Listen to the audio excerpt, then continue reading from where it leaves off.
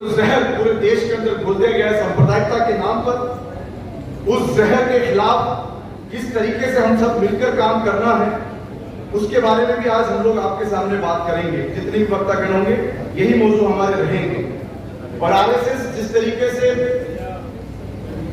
गालियों के साथ अपनी रैलियों को प्रमोट कर रहा है और जिस तरीके से जो हमारा प्रधान सेवक है सेवा नहीं करके वो शायद राजा मानकर जिस तरह से कश्मीर फाइल्स को प्रोजेक्ट किया और जिस तरीके से लोगों को प्रोवोक किया, ये तो सुना था कि कुछ जाहिल लोग प्रोवोक करते हैं और वो जहालत को रोकना चाहिए। ये देश हम इंसाफ और अमन से चलाना चाहते हैं। वो एक जगह बैठकर टैक्स फ्री उस कश्मीर फाइल को करते हैं जिसमें एक मजहब के खिलाफ नफरत फैलाई जाती है। और वो उसके बाद में आप देखते हैं जिस तरीके से हनुमान जयंती बनाई गई या जो रामनवमी बनाई गई, बजाय राम के जो अच्छे काम थे उनको बताने के, उन लोगों ने किस तरह की गालियां, नारे और किस तरह से हथियारों के साथ वो लोग पूरे देश के अंदर अलग अलग जगहों पर रैलियां निकालेंगे। तो ये जो खतरा देश को, हमारे संविधान को हो रहा है, इस पर हमारी बात करने की जरूरत है। और जिस तरीके से हमारे देश के अंदर जो फेडरल सिस्टम है, जो हर एक राज्य को उसके एक अधिकार है, उसको किस तरह से सेंटर डोमिनेट कर रहा है, उनको किस तरीके से अपने ऊपर जो है जीएसटी भी उसका एक बड़ा काम हुआ है, किस तरीके से फेडरल सिस्टम को खत्म किया जा रहा है, बॉर्डर्स को किस तरीके से अपना, जैसे वेस्ट बंगाल का जो चल रहा है, लाइक हमारे फेडरल सिस्टम आज खत्म होने की कगार पर आ गया है। जो सेंट्रल एजेंसीज को इस्तेमाल करके जो हालात देश के अंदर बनाए गए हैं, उनको किस तरीके से हम सब मिलकर यहाँ के शहरी, यहाँ के भारतीय इस लड़ाई को आगे बढ़ाना है, उस पर आज हमारी चर्चा रहेगी। जो वक्तागण होंगे जो हमारे सामने अपनी बात रखेंगे और जिस तरीके से एक हैड प्रोपेगेंडा पूरा चला दिया गया है, शहरों के जो हुकूक जो छीने जा रहे हैं उन पर, और जिस तरीके से जो इस्लामोफोबिया एक वर्ल्ड में स्पेशली इंडिया के अंदर जो टारगेट करके बनाया जा रहा है कि एक धर्म को इस तरीके से टारगेट कर लो कि लोगों के अंदर नफरत आ जाए और वो अपने मूल जो यहाँ की एम्प्लॉयमेंट है, रोजगार है, उनको छोड़ दे। जो यहाँ पर हमारी तरक्की है, विकास है, उनको छोड़ दे, देश बिकता चला जाए, उस पर ध्यान न दे और सारा ध्यान जो है इस तरह से इस्लामोफोबिया को चलाया जा रहा है। तो उस पर भी आज हमारे यहाँ बात होगी। और खास तौर पर जो जिनोसाइड कॉल की है, क्योंकि जिनोसाइड कॉल मामूली बात नहीं है। जो वर्ल्ड के जो जिनोसाइड वॉच के जो प्रेसिडेंट हैं, जो नरसंहार पर जो काम जो हो रहा है, जो यहाँ पर 8 स्टेट से ज्यादा पार कर चुका है, उसके प्रेसिडेंट ने एक बताइए, जो कि आपको मालूम है करण थापर के साथ उन प्रेसिडेंट का जो इंटरव्यू था पूरे विश्व ने देखा है। और पूरे विश्व के अंदर देखने के साथ साथ मेरा ख्याल है कि चाहे यूएस हो, यूएन हो या ऑस्ट्रेलिया या दूसरे या आईओसी है या इंटरनेशनल लेवल पर आज जिनोसाइड डिस्कशन में आ रहा है। लेकिन जो सौ करोड़ यहाँ की पॉलिटिकल पार्टीज कहलाती है सेक्युलरिज्म के नाम पर, उनके एजेंडे में भी नहीं है। और साथ ही साथ वो जो सौ करोड़ सेक्युलर पार्टीज हैं जो वोट लेती हैं, जब लिंचिंग होती है या जिस तरीके से कोई महंत बदतमीजी करता है, कहता है कि हम जो है मस्जिद के बाहर उनकी औरतों के साथ गलत काम करेंगे और जिस तरीके से प्रोवोकेट किया जाता है, उन तमाम चीजों को देखकर ये लगता है कि वो लोग सिर्फ उनका एक एजेंडा है। जिस तरीके से आरएसएस की और शाखाएं हैं, तो आज की जो सो कॉल्ड सेक्युलर पार्टीज हैं वो भी उनकी शाखाएं बनकर काम कर रही हैं, रोड पर नहीं कर रही हैं। इसलिए सभी तमाम को रोड पर किस तरीके से आना है अपने हुकूक के लिए, वो भी आपके सामने यहाँ बात रहेगी। और आखिर में मैं इसी के साथ में कि ये जो लड़ाई है, ये जो तमाम मैंने आपके सामने इश्यूज रखे हैं, थोड़ा जल्दी की वजह से, वक्त कम होने की वजह से जो समय लिया, उसका एक ही चीज है कि ये जो हालात हमारे सामने आ गए हैं, इन हालात को हम सब मिलकर इसका मुकाबला करना पड़ेगा। अगर हम लोग एक साथ नहीं आए तो इस देश को, इस संविधान को नहीं बचा सकते। इसलिए हमको ये जो डायलॉग करना है पूरे शहरियों के साथ करना है।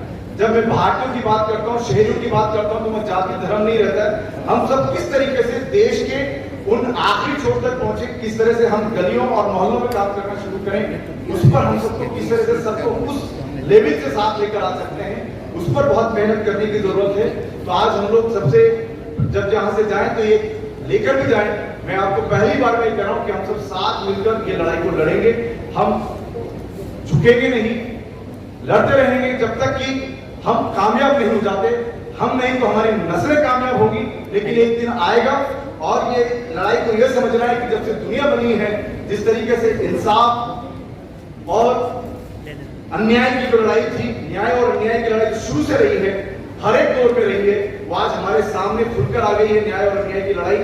तो हमको किस तरीके से हक और इंसाफ का साथ देना है इस शैतानियत के सामने, हम सब एक मिलकर, तो चाहे आने वाली दुनिया का ना हो क्यों ना हो, वो एक सबक लेके जाए कि हम इंसाफ के साथ रहकर मुकाबला करेंगे इन तमाम दुष्टाई ताकतों का और देश के संविधान को बचा के रहेंगे। तो मैं as if the minorities are making use of the wealth of the country and then the rest of the people suffer. In fact, there is no reservation as such for the minorities. And the only provision is the right to start and administer educational institutions. A skilled hate propaganda is being made use of to spread lies and fake messages against the minorities. The simple people are misguided to believe that all Hindus are foreigners and they do not belong to this country and they are the great hindrance to the prosperity of the country. By creating fear phobia in both the majority and the minority communities, the present regime is diverting the attention of the people from the real issues of the country, the issues of poverty and marginalization of the poor and the powerless, the growing unemployment, the accumulation of wealth by a few, etc. At this juncture, our constitution, which guarantees equality irrespective of caste, gender, religion, region, at the last resort to get justice done, even to the least of our citizens, is undermined. Democratic institutions are bypassed and devalued. And the democratic processes being demolished with the EVM machines, as the machines can be tampered with and manipulated. We need to think, dream and devise strategies to counter the onslaught of anti-democratic forces and to recover the lost vitality of democratic and constitutional values. I am giving a few suggestions for action plan, what we can do about it. Number one, Muslims and Christians must be together and work united, must be able to take a common stand on important issues and collaborate with each other actively. Once when I was having a meeting with the Hindu Muslim brothers, they told me, we Muslims take a clear stand, but you Christians hesitate to take a stand. You don't come forward to state your stand clearly, and that may be true. And I would certainly urge our Christian brothers that we together, because our problem is common, together we are strong. So we have to come together, sit together, discuss and share. Not only invite people for celebrations and festivals, but to have an common action plan so that we are able to face the challenges of today of the RSS and BJP. Number two, majority of the Hindu state, the Hindu Rashtra, if it comes, will be advantageous to them. It is not so. They will be adversely affected and the poor and the powerless will not get justice done to them. We need to educate these simple people and make them see the truth. Constitutional education is a must and it has to be done not only in the schools and colleges but also in the churches, the mosques, temples and gurdwaras.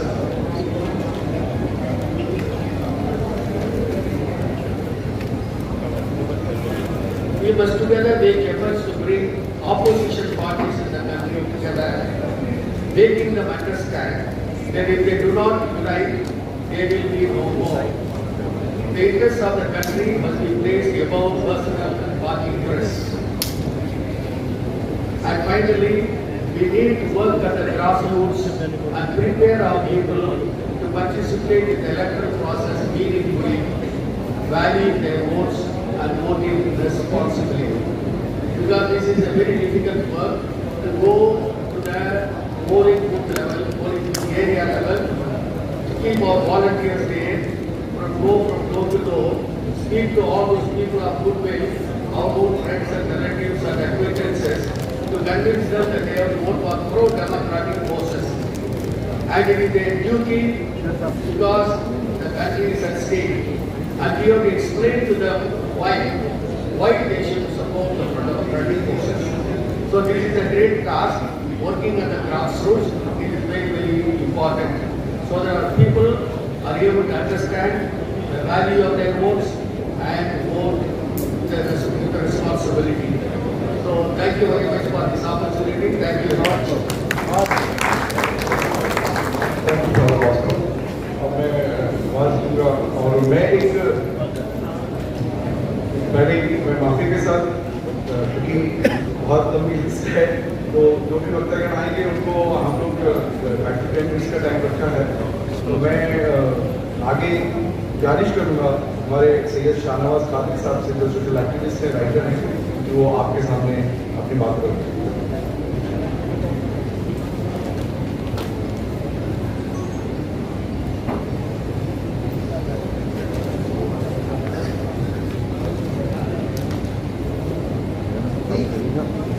सदर साहब,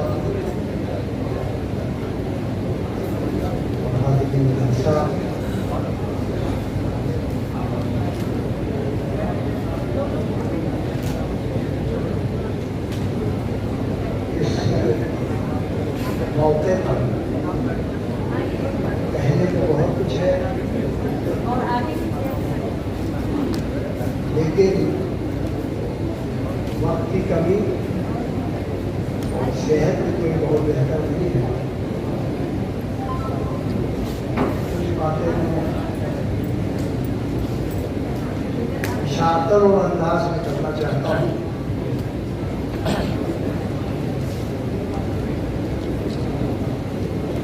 आज जिस मकाम पर हम पहुंचे हैं इसमें कहीं ना कहीं हम खुद भी जिम्मेदार हैं। क्या बात, सही बात। और हमारे सियासी रहनुमा चाहे किसी भी शक्ल में किसी भी पार्टी में रहे, उन्होंने अपनी विरासत बचाने का काम नहीं किया। जो लिखने पढ़ने वाले लोग थे उन्होंने पहली जंग आज़ादी से सबक हासिल कर लिया होता तो दूसरी जंग आज़ादी में वो हाकिम होते, गुलाम न होते। क्या बात। मैं सिर्फ इशारतन कह रहा हूँ के साथ, अगर हमारे बुजुर्ग, हमारे से पहले के दानिश्वर, हमारे से पहले के, मैं बता देना चाहता हूँ मैं पेशेवर राइटर नहीं था, मैंने कभी जिंदगी में कुछ लिखा था। सियासत की इस दौर में 50 साल बर्बाद करने के बाद जब मुझे ये एहसास हुआ कि इस मुल्क में सेकुलरिज्म नाम का मुखौटा हो सकता है, सेकुलरिज्म कुछ है नहीं। चुनाव जीतना अलग बात, चुनाव लड़ना अलग बात, कौम को धोखा देना अलग बात, लेकिन कौम के लिए कुछ करना अलग बात। हम अपनी 50 साल की सियासी जिंदगी में कौम की आवाज़ को अपनी एक मामूली हैसियत के तरीके से आंदोलन की शक्ल में, आवाज़ की शक्ल में उठाते रहे, लेकिन मैं खुद मुतमईन नहीं था कि मैं कुछ कर पा रहा हूँ, इसलिए मैंने कहा सियासत हमारा हिस्सा नहीं। अब सियासत हिस्सा नहीं है, अल्लाह ने मुझे पैदा किया, कल वो पूछेगा कि तुझे मैंने आज़ादी दी, तूने काम क्या किया। तो मुझे जो सबसे बड़ी कमी महसूस हुई कि इस मुल्क के आज़ादी की जो कहानी है उसको जिस अंदाज में रख दिया गया है, आज ये जो जेनोसाइड हो रहा है, अगर वो सही रखी गई गई होती तो इस 80% लोगों के दिमाग में ये जहर नहीं भरा। जहर आज से नहीं भरा गया, जहर भारतीय जनता पार्टी ने नहीं भरा। जहर भरने में सब हिस्सेदार हैं, कोई कम या कोई ज्यादा। हमने अपने आप को समझा नहीं, हम अपने आप को सेकुलर बनाने में लग गए। अगर हम भी बहुलर बन गए होते, हो सकता है मुझे ऊपर और हो जाता, लेकिन हमारा हशर ये न होता। मैं नहीं कहता कि आप बन जाइए, मैं नहीं कहता, लेकिन हालात ये कह रहे हैं कि हमसे गलती है। अब इस गलती को सुधारने का रास्ता क्या है? जितने मजलूम हैं उनको एक साथ लाना पड़ेगा। हमको अपने सियासत का रद्द-ओ-अमल बदलना पड़ेगा, हमको अपने आप को बदलना पड़ेगा, हमको खोने के लिए तैयार होना पड़ेगा, पाने के लिए तैयार नहीं होना पड़ेगा। हम अब ये भूल जाए कि हम किसी असेंबली के मेंबर होंगे, हम ये भूल जाए कि हम किसी कॉर्पोरेशन के मेंबर होंगे, हम ये भूल जाए कि हम पार्लियामेंट के मेंबर होंगे। अगर जिस मुकाम पे हम आएंगे तब हम आने वाली नस्ल को इस सेकुलरिज्म, इस आइन के तहत चला पाएंगे। वरना मुझे नहीं लगता कि अब ये आइन बचेगा, मुझे नहीं लगता कि ये मुल्क बचेगा। अगर जिस किसी को भी ये मुगालता है वो मुगालता अपना रूह है, मुझे नहीं मुगालता, मुझे कतई मुगालता नहीं है। ना हम सफर, ना किसी हम नशी से निकलेगा, हमारे पाँव का कांटा हमी से निकलेगा। हम अपनी ये गलतफहमी दूर करें, हम अपने जो नस्लें हैं, नौजवान नस्ल, इनको बतावें कि हमको आइन के पर चलना है तो अपना रद्द-ओ-अमल बदलना पड़ेगा। हमारी कौम का नौजवान 4 पैसे के साथ गाड़ी लेके किसी के पीछे घूमने का आदी हो गया। नतीजा क्या मिला? नतीजा मिला कि सारे सेकुलरिज्म के नकाब 2014 से और अब तक एक एक कर उतरते चले गए। मेरी निगाह में कोई सेकुलर नहीं, सियासी सेकुलर है, सियासी सेकुलर है और सियासी गवर्नर है। मौका देखता है गवर्नर हो जाता। हम अपना रद्द-ओ-अमल बदल नहीं पाते, हमारी अपनी कमी दूर करना पड़ेगा। ज्यादा वक्त न लेते हुए, ये बहुत बड़ा टॉपिक है, इस पर थोड़े में नहीं कहा जा सकता, लेकिन मैं आपको यकीन दिलाता हूँ कि सियासत छोड़ने के बाद अपनी बची उम्र भी जिस लायक है, अगर कोई आंदोलन ऐसा होगा, उस आंदोलन का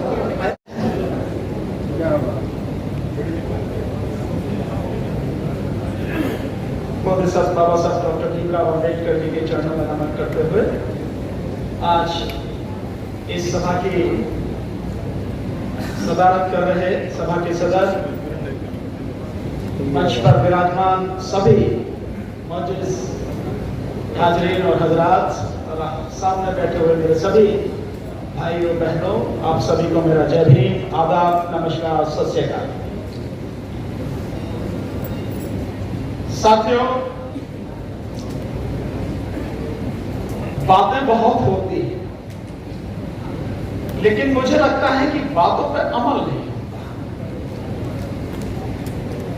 ये मुट्ठी भर लोग जिन्होंने देश का माहौल खराब किया हुआ, मैं आपको पूरे विश्वास के साथ कहता हूं, अगर हम लोग सिर्फ आधा % लोग, सिर्फ आधा % की बात कर रहा हूं मैं, आधा % लोग भी ईमानदारी से खड़े हो गए तो ये किस बिल में घुस जाएंगे इसका भी हमें अंदाजा है। उन्हें भी नहीं पता, इतनी औकात है। लेकिन वो क्या रहा है, हम अपने आप में ईमानदार नहीं, हमने ईमानदारी से काम नहीं, समाज के प्रति जो हमारी जिम्मेदारी थी वो हमने नहीं निभाई। और इससे भी आगे बढ़ के कहूं तो इतने संगठन हैं, इतनी पार्टियां हैं, मुझे लगता है बहुत सौ को यही नहीं पता हमारी लड़ाई क्या है, हमारे मुद्दे क्या हैं, हमें किससे लड़ना है, कैसे लड़ना है, ये तो बाद में आएगी बात। पहले हमें यही पता नहीं है कि हमारी लड़ाई क्या है।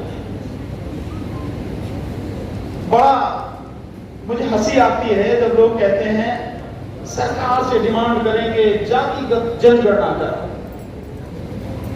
जो सरकार तुम्हारी गर्दन काटने पर तुली है वो गणना करेगी तुम्हारी। तो उससे ही उम्मीद करते हो एक जल्लाद से कि वो किसी तरह का रहम करेगा आपका। ये आपकी नासमझी है तो अपनी नासमझी को आप जो चाहे कहें। हम क्यों नहीं कहते हैं या क्यों ऐसी रणनीति नहीं बनाते कि जो सत्ता आज उनके हाथ में है उनके हाथ से वो सत्ता छीन कर फिर हम चाहे जातिगत जनगणना कराएं, चाहे हम संविधान को बेहतर बनाएं, अपने लोगों को हक दिलाएं, एजुकेशन सिस्टम को सही करें, मेडिकल सिस्टम को सही करें, बेरोजगारी खत्म करें। हम ये क्यों नहीं सोचते? ये नहीं समझ में आ सकते। दूसरा यह है साथियों, जो समय इस समय है, संविधान निश्चित रूप से भारत की आत्मा है, लेकिन हर दिन, हर पल, हर समय ये सरकार और इस सरकार के छोड़े हुए जो आतताई लोग हैं, जिन्हें आप सीधी भाषा में कहोगे जो गुंडे हैं, वो लगातार इसका चीरहरण कर रहे हैं। हम सब देख रहे हैं। और ये जो सरकार है बहुत ही व्यवस्थित तरीके से अपने सारे कारनामों को, अपने सारे कामों को अंजाम दे रही है। 24 घंटे अपने लक्ष्य के लिए काम कर रही है। और लक्ष्य आपसे किसी से छुपा नहीं है, आप सब जानते हैं उनका लक्ष्य क्या है। पूरे देश की संपत्ति समेट कर चंद हाथों में दी जा रही है। चंद हाथों में आप सब जानते हैं। पूरे देश का एजुकेशन सिस्टम खत्म किया जा रहा है, क्योंकि अगर किसी को गुलाम बनाना है तो 3-4 तरीके में आपको करने पड़ेंगे। आपको एक, आप शिक्षा व्यवस्था उसको खत्म कर दीजिए। एजुकेशन सिस्टम खत्म तो लोगों को जानकारी, ज्ञान, सारी चीजें सब खत्म हो जाएंगी। दूसरा, उनको आर्थिक रूप से पूरी तरह तबाह कर दीजिए। 2016 में नोटबंदी से वो सिलसिला शुरू हुआ और आज तक वो लगातार जारी है। और उसके बाद में जो इंफॉर्मेशन किसी को मिल जाए, वो इंफॉर्मेशन के भी रास्ते बंद कर दें, वो सारे रास्ते सरकार ने बंद कर दिए। आज आपको कोई इंफॉर्मेशन ले नहीं सकती।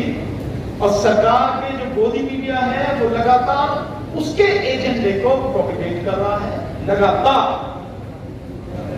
देश में बेरोजगारी की क्या हालत है उसके लिए वो 5 मिनट नहीं देंगे, लेकिन उनके भेजे हुए गुंडे अगर समाज विशेष का, धर्म विशेष का अपमान करेंगे तो उसको और प्रोपेगेट करने के लिए पूरे 24 घंटे वो पूरे चैनल को चलाएंगे। ये स्थिति है।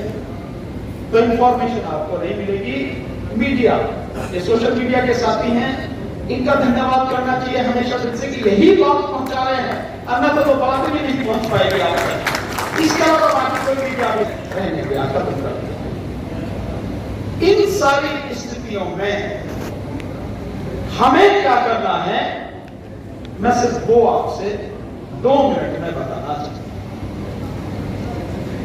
साथियों, हमारा रहने लायक बन जाएगा या 2 ही साल में ये सरकार अपने एजेंडे में कामयाब हो जाएगी। देश में लोकतंत्र खत्म करके राजतंत्र स्थापित किया जाएगा। आप देख रहे हैं, एक देश एक टैक्स की बात हो रही है। हर जगह एक देश एक ये, एक देश एक ये, तो फिर मोदी रहेगा। एक देश का मतलब यह है कि मोदी राजा हो गया, बाकी सब प्रजा होगी, बस गुलामी करें। और हर स्तर पर ये काम होगा। आप देखें कृषि कानून, यहीं से बना लो। जो कृषि कानून है वो भी पूरे देश को तबाह करने के लिए थे। सीएएमआरसी का कानून वो भी पूरे देश को तबाह करने के लिए, जो अभी आ रहा है प्रॉपर्टी के संबंध में कानून, जो राज्यों को उसको भेज दिया गया है पूरा पेपर वगैरह, वो भी सब पूरे देश को तबाह करने के लिए। हर काम इनका देश को तबाह करने के लिए। अभी आप हेट स्पीच की बात कर रहे हैं, अभी तो कॉमन सिविल कोड भी आ रहा है। ये सारी चीजें हैं साथियों। इन सबको ध्यान में रखते हुए हमें ईमानदारी से काम करना होगा। घंटी बज गई है, अब आधा मिनट में बात करूंगा। जोड़ो सबको, केवल यही नहीं है एक समाज के लोग, एक ही धर्म के लोग नजर आए, पूरा बहुजन समाज नजर आना चाहिए। बहुजन समाज, और बहुजन समाज में मिलावट नहीं होनी चाहिए। बहुजन समाज का मतलब SC, ST, OBC और माइनॉरिटी, सवर्ण का इसमें कोई काम नहीं है। अगर आप सवर्ण को इसमें जोड़ोगे तो इस अपने आंदोलन को खड़ा करने से पहले ही इसको तोड़ोगे, क्योंकि आप देख रहे हैं हर पार्टी का वही हाल हुआ है। आप इसको माने ना माने, आपके ऊपर है, लेकिन सब लोग शामिल होने चाहिए, तभी ये बात बनेगी। आपने समय दिया, ध्यान से सुना, बहुत बहुत शुक्रिया।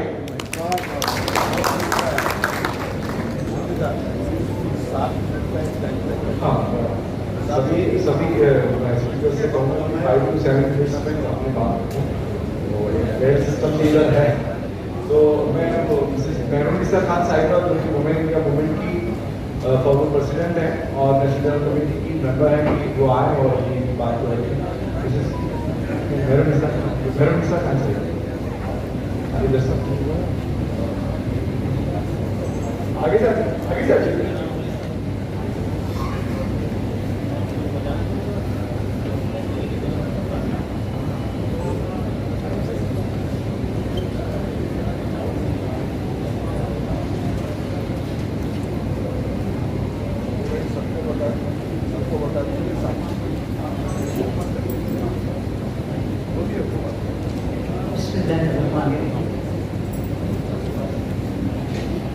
स्टेज पे बैठे हुए तमाम मौजूद हज़रात जो सबूत दे रहे हैं कि हिंदुस्तान में अभी कुव्वत बाकी है, एकता बाकी है। मतलब जो लोग यहाँ नजर आ रहे हैं कि हमारी गंगा जमनी तहजीब की एक मिसाल जिसको आज बर्बाद और तबाह किया जा रहा है। मौजूद हज़रात मेरे सामने बैठे हुए, मेरे बच्चे, मेरी बहनें, मेरे भाई, वक्त अब ये ऐसा है कि खामोश रहने का नहीं, हर चीज की एक इंतहा होती है। हिंदुस्तान को आज इस हुकूमत ने हिंदुस्तान में तो राय बना के खड़ा कर दिया है कि हम एक तबाही के घेर पर खड़े हुए हैं। तो कब तक ये तमाशा चलता रहेगा? मैं शुक्रगुजार हूं उन लोगों की जिन्होंने ये संविधान सुरक्षा आंदोलन शुरू किया है। ये पूरे हिंदुस्तान की है। आप रिवर्स गियर में जाइए कि हिंदुस्तान की आजादी से पहले जो जुल्म हो रहा था, तब जब लोगों को एहसास हुआ कि हमारा ही मुल्क, हमारा ही सार, हमारा ही सुल्तान ये हमारे पे हुकूमत कर रहे हैं, बर्बाद कर रहे हैं, तो एक शोर उठा, एक चिंगारी उठी, एक इनकलाब जिंदाबाद का नारा लगा, जो चिंगारी बन के एक मशाल बन के पूरे हिंदुस्तान में फैल गया। ये मिसालें हमारे पास मौजूद हैं कि जब हिंदू, मुस्लिम, सिख, ईसाई का नशे को कुरान भूल गए और सब सिर्फ हिंदुस्तान बन के खड़े हुए, तो इतनी बड़ी ताकत को यहाँ से छोड़ के जाना पड़ा।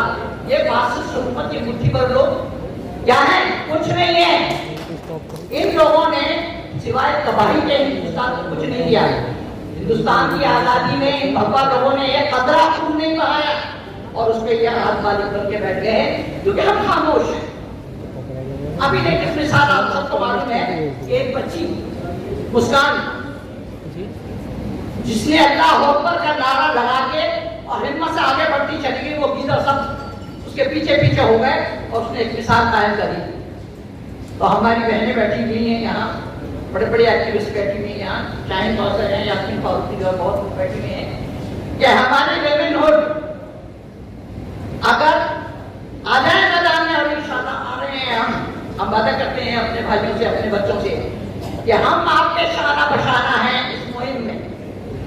रात इंदौरी साहब का बड़ा खूबसूरत शेर मुझे याद आ रहा है अल्लाह मुझे बख्शे कि सभी का खून शामिल है इस देश की मिट्टी में, सभी का खून शामिल है इस देश की मिट्टी में। इसी के बाद का हिंदुस्तान तोड़िए तो ये गिफ्ट के लिए बैठे हैं।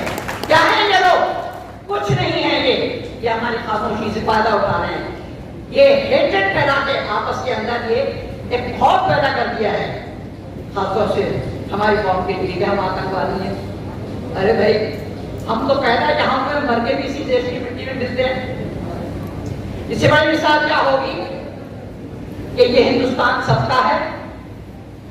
हम वक्त की जरूरत यह है कि ये कॉन्स्टिट्यूशन की जो मॉरल जो वैल्यूज हैं ये हमें ग्रास रूट लेवल के लोगों को में अवेयरनेस पैदा करनी है। लोगों को पता ही नहीं है कि क्या हो रहा है। आप देख लीजिए कि हिंदुस्तान को बर्बाद कर दिया, एजुकेशन सिस्टम बर्बाद है, इकोनॉमिक सिस्टम किसान मर रहा है, नौजवान मर रहे हैं, करोड़ों लोग जो है वो नौकरियों के लिए मारे फिर रहे हैं। क्या हो रहा है इस हिंदुस्तान में? दुनिया के अंदर हिंदुस्तान का एक नाम हुआ करता था। आज हम शर्मिंदा हैं कि हम हिंदुस्तान में रह रहे हैं और जहाँ ये हो रहा है, जहाँ मॉब लिंचिंग बंद नहीं हो रही, जहाँ रेप्स बंद नहीं हो रहे, और जो गुंडे जो हैं वो बिल्कुल छूट दी गई है, क्योंकि मालूम है कि हमारी सरपरस्ती करने वाले मौजूद हैं। तो इनको अब जरूरत नहीं है ना पुलिस की, ना तलवार की, ना तीर की। हम इकट्ठा होकर अगर सब आ जाए कि एक हो जाए हम, तो बनते हैं, बन सकते हैं खुर्शीद और मुबीन। वो एक खुर्शीद, एक सूरज जो पूरी कायनात को रोशन करता है, एनर्जी देता है, ताकत देता है, हमें उसकी मानंद बनना होगा। हम उस खुर्शीद की मानंद बनेंगे।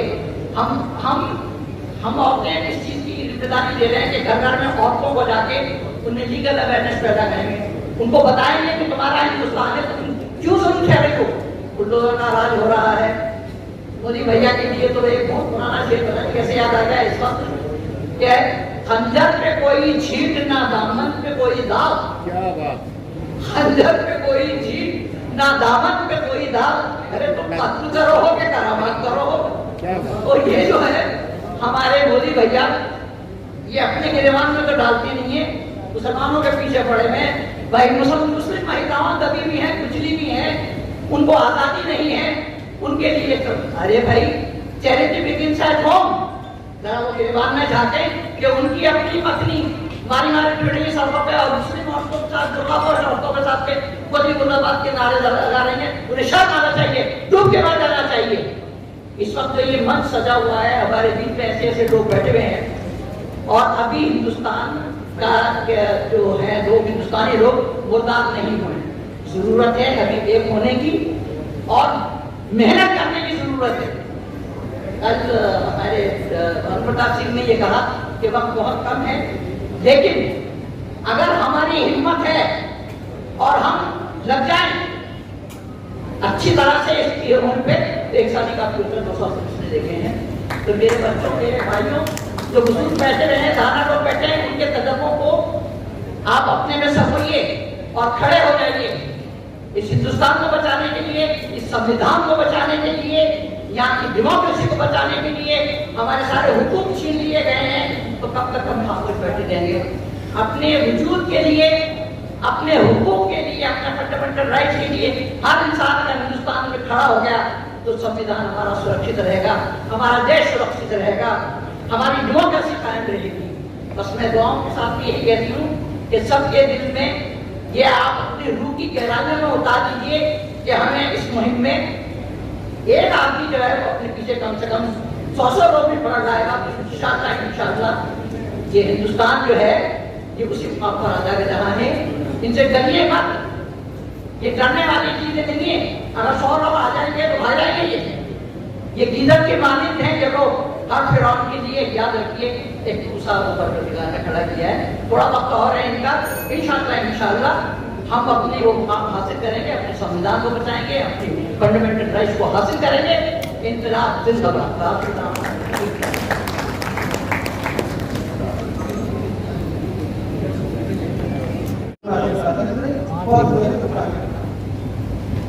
तकरीबन 100 साल से हमारे पुराना भाई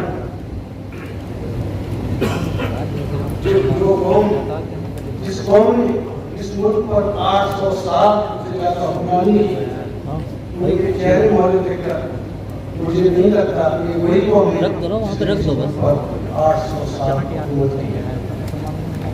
क्या हो गया है? चुटकी भर लोग हमारी परेशानियों का सबब करें, हमारे हुक्मरान बने, तो लानत किसको होगी? जाहिर है लानत हमारे ऊपर ही होगी। हमारे हमसे पहले वक्ताओं ने कहा कि हम कसूरवार हैं, और कसूरवार मान लेने से बात ख़त्म नहीं हो जाती। जो जुल्म हो रहा है, 47 के बाद तो आप समझिए किसको कसूरवार ठहराएंगे। हम आइडेंटिफाई नहीं कर पा रहे, दोस्त और दुश्मन की पहचान नहीं कर पा रहे और यही मार खा रहे। हमें तो बाबा साहब डॉक्टर अम्बेडकर ने पहचान करा दी कि दलितों का, पिछड़ों का, आदिवासियों का या शूद्रों का इस मुल्क में दुश्मन कौन है। बाबा साहब डॉक्टर अम्बेडकर ने जो बाबा Saheb Ambedkar writing and speeches है उसके वॉल्यूम नंबर 5 के पेज नंबर 344 पर दर्ज है, लिखा है बाबा साहब ने, a movement of the untouchables must mean an open war upon the caste Hindu. अछूतों के आंदोलन का मतलब सवर्ण हिंदुओं के खिलाफ प्रणालित होना चाहिए। लेकिन हमारे यहाँ भी मैं माजरत चाहूँगा, हमारे यहाँ सच्चे अम्बेडकरवादी नहीं है, सुन्नी अम्बेडकरवादी होते हैं। सुन के अम्बेडकरवादी अपने आप को कहने लगे। उन्हें नहीं पता कि बाबा साहब ने किस सफ़े पर क्या क्या लिख के गए। उन्हें मालूम था कि मेरा गूंगा बहरा समाज नहीं सुन रहा है, तो उन्होंने लिखना शुरू कर दिया और लिखना इतना लिखा, हम उसका अगर 10% भी पढ़ लें तो खून रिवॉल्यूशनरी हो जाता है, क्रांतिकारी हो जाता है। और क्रांतिकारी कहीं समझौते नहीं करता, वो जिहाद करता है, जद्दोजहद करता है, जद्दोजहद नहीं हुई। बाबा साहब अम्बेडकर ने एक बात और कही, उन्होंने इस मौजूदा हालात को मद्देनजर, पता नहीं ये महापुरुष तो हजारों साल पहले के सोचते हैं, उन्होंने लिखा है यू क्रिएट ए क्राइसिस। मैं तवज्जो चाहूँगा, बाबा साहब ने लिखा है you create a crisis and things are suppose to be settle in your favour. हंगामा खड़ा कर दो, सामने वाला हाथ जोड़ेगा कि भाई बता तो चाहता क्या है। ये क्राइसिस नहीं क्रिएट कर पा रहे, हम हंगामा, मेजॉरिटी, सुपर मेजॉरिटी होने के बावजूद भी इस मुल्क में हंगामा नहीं हो। मुझसे पहले भाई ने कहा कि हमें आज से सबक ले रहे हैं, 2 साल का टाइम है, हमें भाजपा को हराना। ज़्यादा वक्त नहीं हुआ भाई, भाजपा को हराने की बात कही। भाजपा को हराते हराते मैं तकरीबन 20-25 साल से सुन रहा हूँ। खासतौर से मुसलमान भाई जैसे ही इलेक्शन आता है और भाजपा को हराने के लिए कमर कस लेता है। कभी आपने सोचा भी कि हम भाजपा को हराएं, कांग्रेस को हराएं, क्या फर्क पड़ता है? हम अपने आप को जिताने के लिए कब जित बात करेंगे, हमें हराने के लिए नहीं। हमें दुश्मन को हराना, दुश्मन तो हरा हुआ है, मारा हुआ है, मरा हुआ दुश्मन है। सिर्फ शासन सत्ता की वजह से हमारे सामने जो दिखाई दे रहा है, बब्बर से दिखाई दे रहा है, ऐसा है। हमें इनको रिप्लेस करना है, हिंदू माइक्रो माइनॉरिटी के रूल को हमें रिप्लेस करना है। ये हम कैसे करेंगे, ये आप हमें सोचना है। आप कहें कि सारे लीडर इकट्ठे हो जाएं, ये लीडर नहीं इकट्ठे होंगे। सबके निजी मफाद है, सबकी मन और मानसिकता अलग अलग है, कभी इकट्ठे नहीं होंगे। आप जो अमेरिकन सिस्टम है, जिसको आप चाहें, जिसको आप बेहतर समझें, उसके साथ लगें और निश्चित तौर पर एक बड़ा आंदोलन खड़ा हो सकता है। मैं थोड़ी सी बात और कहूँगा कि अमेरिका के जो ब्लैक्स थे, उनका संघर्ष तो आपको याद होगा। ब्लैक्स की आबादी 14% और 14% ने अमेरिका को झुका दिया। उनको हर पहलू में, मुल्क के हर पहलू में उनको अधिकार मिले। आज वहाँ भी मॉब लिंचिंग बहुत होती थी उनकी, ब्लैक्स की, अब मॉब लिंचिंग नहीं होती। आज से तकरीबन 2-2.5 साल पहले आपने सुना होगा कि पुलिस वाले से गलती से या जानबूझकर एक ब्लैक मर गया और उसके बाद में वो हंगामा बरपा पूरे अमेरिका में, तो पूरी दुनिया को पता चल गया कि क्या है वो जो दलित जिनको कहते हैं। इतनी बड़ी आबादी अगर दो ही को इकट्ठा कर लो तो फिर हम इसको, मुझको एहसास हो जाएगा कि हम हराने के लिए नहीं, हम अपने आप को जिताने के लिए आए। बातें तो बहुत थी। हिंदुस्तान के ऊपर, हिंदुस्तान अल्फाज के ऊपर बवाल हुआ। हिंदुस्तान नहीं, बहन मैं बताना चाहूँगा, ये हिंदुस्तान नहीं, अब लिंचिस्तान हो गया है। आप बेहतर होगा इसको लिंचिस्तान बोले, हिंदुस्तान बोलने की आगे से कोशिश न करें। मैं ज़्यादा बात न करते हुए बहुत सारी बात, एक चलते चलते एक बात हो, जो जिन लोगों की जिम्मेदारी थी संविधान की सुरक्षा की, जो SC ST के मेंबर पार्लियामेंट है, आज रिजर्वेशन खत्म हो जाए तो मैं नहीं समझता कि एक भी पार्लियामेंट में पहुंचेगा, एक भी असेंबली में पहुंचेगा। इस वक्त 67 मेंबर पार्लियामेंट SC ST से वो बीजेपी के साथ खड़े हुए हैं। भारतीय जनता पार्टी में 67 मेंबर पार्लियामेंट है, और अगर वो आज ही, और बीजेपी संविधान को ख़त्म करना चाहती है, बीजेपी देश को बर्बाद करने पर आमादा है। अगर वो 67 मेंबर पार्लियामेंट भी इस बात का तहैया कर ले और एक झटके में वहाँ से रिजाइन कर दे, तो मैं समझता हूँ ये मोदी किस 2 कौड़ी के, मोदी जैसा आदमी, अमित शाह जैसा आदमी 2 कौड़ी का नहीं बचेगा। लेकिन ऐसे लोगों को, ऐसे जो इलेक्टेड रिप्रेजेंटेटिव हैं, उनको बाबा साहब डॉक्टर अम्बेडकर ने पालतू कुत्ता लिखा है किताब में। वक्त नहीं है, इंशाअल्लाह फिर वक्त मिलेगा, फिर आपके सामने आऊँगा, बहुत सारी बात करूँगा। खुदा हाफ़िज़। थैंक यू राजीव साहब। मुअज़्ज़िज़ हाज़रीन, ख़वातीन हज़रात, मैंने कुछ अपनी तहरीर जो स्पीच है मैंने लिख करके चेयर के हवाले कर दिया, क्योंकि वक्त इन्होंने 5 मिनट दिया है, इसलिए मैं उस पर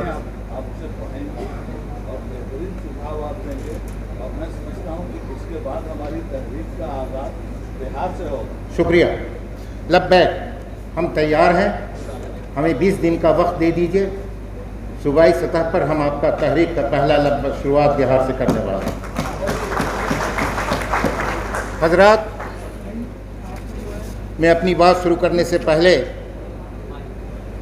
सैयद शाहनवाज कादरी साहब ने जो बातें कही, हम खुद उसके जिम्मेवार। मुल्क में जो हालात पैदा हुए हैं, हम उसके खुद जिम्मेवार हैं। अवाम को, और फिर तेजा साहब ने दूसरी बात कही, मैं उनसे तायद करते हुए कि हम भाजपा को हराने के बदले हम खुद हारते रहे।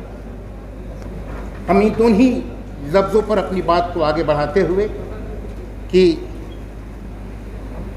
जो हालात है हम सब वाकिफ़ हैं, और हमने अपनी तकरीर में जो तरीक़ा क्या है वह हम उस पर आ जाते हैं, बाकी हालात पर नहीं तकरीर करें।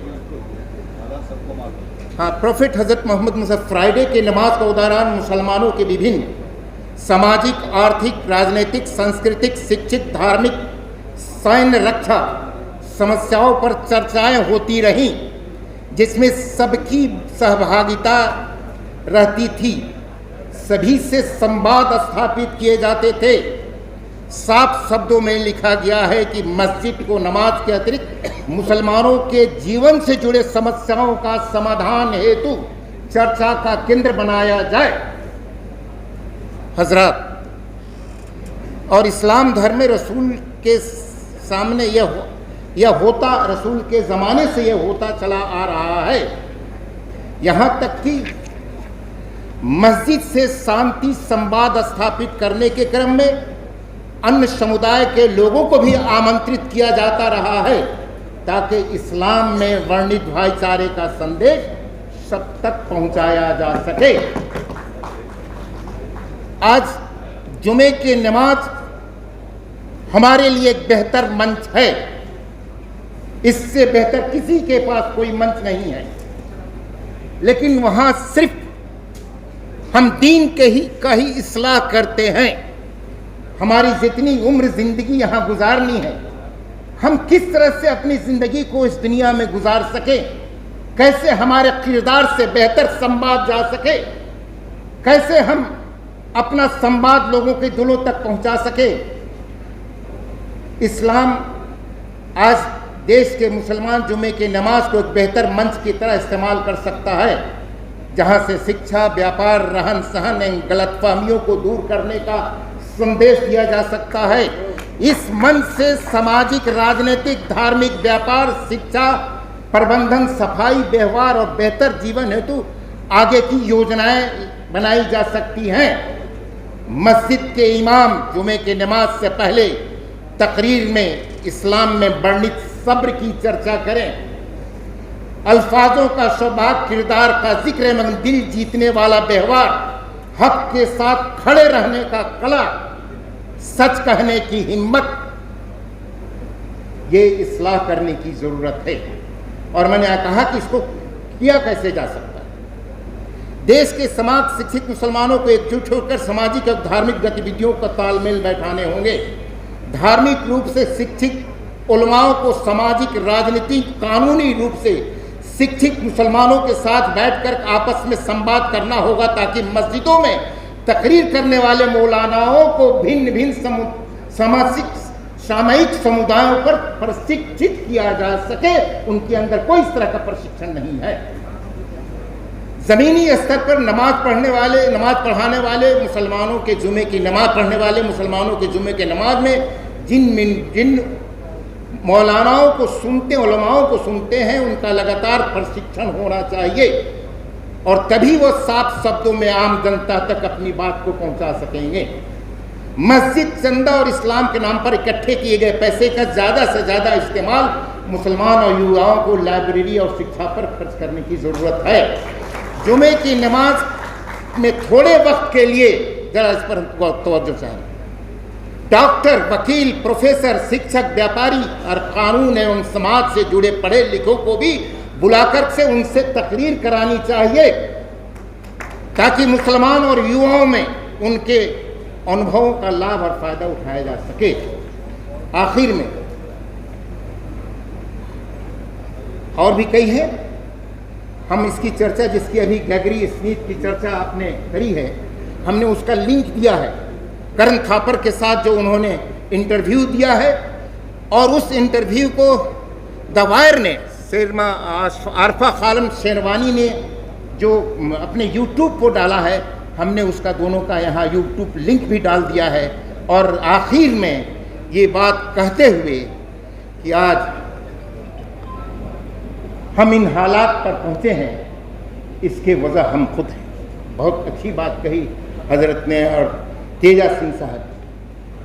हमने जिन सेकुलरिज्म के नाम पर जिन पॉलिटिकल पार्टियों को चुनाव में जाकर के लोकल लीडरों की मदद नहीं लेते रहे, उलमाओं को और तकरीर करने वालों को बुला करके जुमे चुनाव के मौके पर तकरीर कराते रहे और फिर 5 साल तक ना ये कभी उलमा गए देखने के लिए हमारी क्या हालत है, ना कोई पॉलिटिकल लीडर हमसे पूछने गया जिनको कि तुम्हारे मुसलमानों तुम्हारे क्या मसाइल है, तुम्हारे क्या समस्या है। इसलिए सही कहा कि भाजपा हराने से हमारे भाजपा नहीं, जब तक ये आज 37% वोट उनके पास है, उस 37% वोट को रोज वो कैसे 41% और 42% हो, 47% हो, उसकी कोशिशें लगी हुई। दूसरी तरफ हमारे किरदार ने आवाम के अंदर हमारी मकबूलियत को घटा दिया है। लीडरों का और उलमाओं का ध्यान रखें, सही बात कह रहा हूं और इस बात को कहना होगा, वरना हमने देखा सेकुलरिज्म के नाम पर वोट करते रहे 56 सालों तक। जब सच्चर कमेटी की रिपोर्ट आई तो उसने बता दिया कि सोशल इंडेक्स जब 52 में बने तो मुसलमान 11.1 से शुरू होता था, तालीम, पढ़ाई लिखाई, कारोबार, खेती, बिजनेस वगैरह वगैरह में। और जब सच्चर कमेटी के 2007 में रिपोर्ट आई तो हम 1.3 पर आ गए। दलित समाज से भी पीछे खड़े हो गए। हु इज द रिस्पॉन्सिबल, जिम्मेवार कम है। आप समझेंगे, हम तो इशारा में आपको बात करेंगे। हमने कभी उन पार्टियों में रहते हुए भी उन पार्टी के लीडरों के लिए अपने आने वाली पीढ़ियों के सवाल के साथ उनके सामने खड़े नहीं हुए। हमने देखा अभी जब एनआरसी की RCA की जब मीटिंग हुई तो जिन्हें हमने बिहार में और उत्तर प्रदेश में जिन्हें हमने अपने कंधों पर बैठा करके ताज पहनाया था, हमारे लिए वो सड़कों पर नहीं निकले। हम अकेले जूझते रहे, लड़ते रहे, चुनाव होते रहे और वो घर से नहीं निकले। और उत्तर प्रदेश में पूरी प्रशासन कम्युनल हो गई। गनीमत था कि बिहार में प्रशासन कम्युनल नहीं हुई, लेकिन लीडर नहीं निकला जिसे हम 30 वर्षों तक वोट करते चले आ रहे हैं और आप उसी के लिए फिर जाकर के वोट मांगते।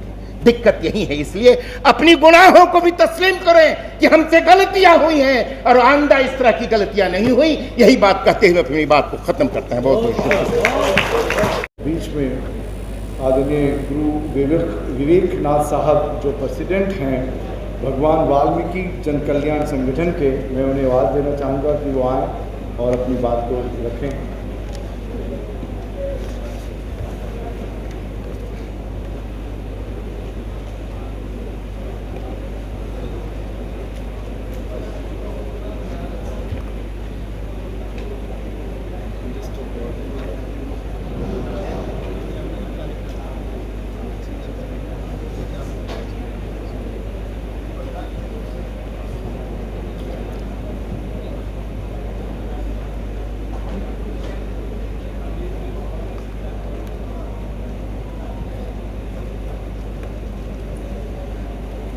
आज की सभा के सभापति महोदय, मंच पर विराजमान बुद्धिजीवी, वक्तागण और सभा में उपस्थित भाई और बहन,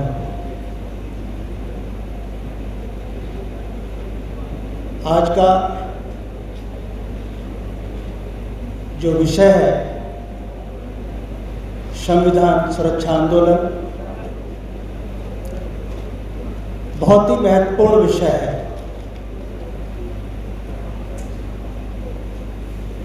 समय सीमित है, चंद शब्दों में मैं अपनी बात को कहूँगा। आज जिस संविधान की सुरक्षा के लिए हम चिंतित हैं, उस संविधान के निर्माता बाबा साहब डॉक्टर भीमराव अंबेडकर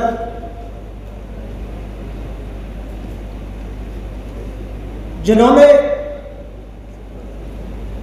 वोट का अधिकार देकर और अपने मन का नेता चुनने का जो हमें अधिकार दिया था, आज 75 साल की आज़ादी के बाद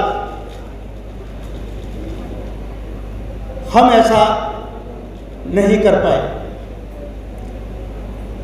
इसलिए आज संविधान खतरे में है, भारत का जो लोकतंत्र है वो खतरे में है। और मैं समझता हूं जो भी संविधान से प्यार करने वाला है और देश से प्यार करने वाला है, वो हर व्यक्ति आज इस बात को लेकर के चिंतित है। बाबा साहब कितने दूरदृष्टा थे कि उन्होंने अपनी उन तमाम किताबों में हमें अलग अलग मैसेज दिए, भविष्य को बता दिया। 3 बातें कहकर उन्होंने कहा था, शिक्षित बनो, संगठित रहो, संघर्ष करो। उनकी बातों को हमने भाषण में शामिल किया। जिस मंच पर गए वहां ये तीनों बातें सुनने के लिए मिली। लेकिन 75 साल की आज़ादी में हमने शिक्षा के क्षेत्र में कितना काम किया है। आज हमारा शिक्षा का स्तर कहाँ है, मैं समझता हूँ बहुत कमजोर है। हम कितने संगठित हुए हैं,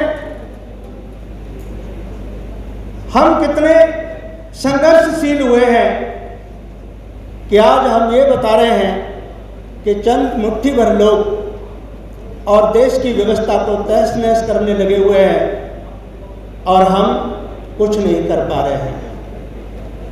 आप जैसे महापुरुषों ने कहा है कि असंगठित लोग, जिनकी संख्या चाहे बहुत हो, मुट्ठी भर संगठित लोगों के साथ संघर्ष नहीं कर सकते हो। वो लोग मुट्ठी भर तो हैं लेकिन वो संगठित हैं। हम लोग बहुसंख्यक हैं लेकिन संगठित नहीं हैं। और संगठित न होने का कारण अलग अलग संगठनों में बटे रहना। जितने संगठन रोजाना बनते हैं वो हमें कमजोर करने का काम करते हैं। संगठन तो बाबा साहब ने बना के दे दिया था, क्या हमने उस पर काम किया? क्या बाबा साहब ने राजनीतिक संगठन हमें बना के नहीं दिया था? अगर हम बाबा साहब से प्यार करते हैं, अगर उस संगठन को राजनीतिक स्तर पर हमने काम किया होता तो आज अलग अलग पार्टी बनाने की हमें आवश्यकता नहीं पड़ रही होती। क्या बाबा साहब ने सामाजिक संगठन समता दल सैनिक दल नहीं बना के दिया था। अगर हमने समता सैनिक दल पर काम किया होता तो मुझे नहीं लगता आज हमें अलग अलग संगठन बनाने की आवश्यकता पड़ रही होती। हमने बाबा साहब के नाम से तो प्यार किया, लेकिन जो बाबा साहब हमें मार्ग दे करके गए, मैं समझता हूं अपनी तुच्छ बुद्धि से कि हमने उनके मार्ग पर चलने का काम नहीं किया है, इसलिए आज हम खतरे में हैं। अगर 75 साल की आज़ादी में बाबा साहब के बताए हुए मार्ग पर हमने चलने का कार्य किया होता तो मैं नहीं समझता कि आज हमें खतरा महसूस हो रहा होता। बाबा साहब हमारे आइकॉन हैं, बाबा साहब हमारे मार्गदर्शक हैं, बाबा साहब हमारे वर्तमान हैं, भविष्य है और भूत हैं। अगर हम बाबा साहब के मार्ग पर चलते हैं तो मैं नहीं समझता कि इन खतरों से लड़ने के लिए हमें ज़्यादा जद्दोजहद करनी पड़ेगी, हमें कामयाबी मिलेगी।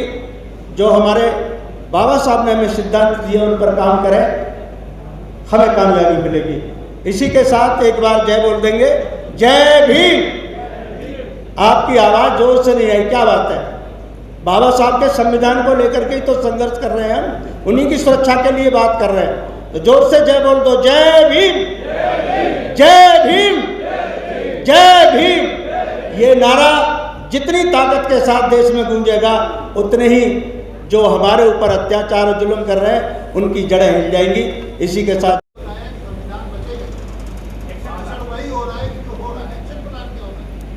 एक्शन प्लान एक्चुअल में मैं अभी बोलने नहीं, मैं बाबर भाई उस मीटिंग में थे। बाबर भाई क्योंकि बहुत काम करने वाले व्यक्तित्व हैं और बहुत जुझारू हैं। एक्शन प्लान ऑलरेडी उनके सामने नेशनल जनरल कमेटी में बनाया है, नीचे तक जा रहे हैं। लेकिन उनका जो कहना, उनका जो इशारा है कि जो यहाँ पर बड़े बड़े व्यक्तित्व हैं वो भी इसमें अपना, जैसे कुछ लोगों ने अपना राय दी भी है, तो वो राय भी दी कि इसमें हम करें कैसे। तो जो आपके जो वक्तव्य हैं, और मेरी दरख्वास्त रहेगी कि कोई बात है तो आप लिख के दे दें, उसको हम लोग मेंशन करेंगे।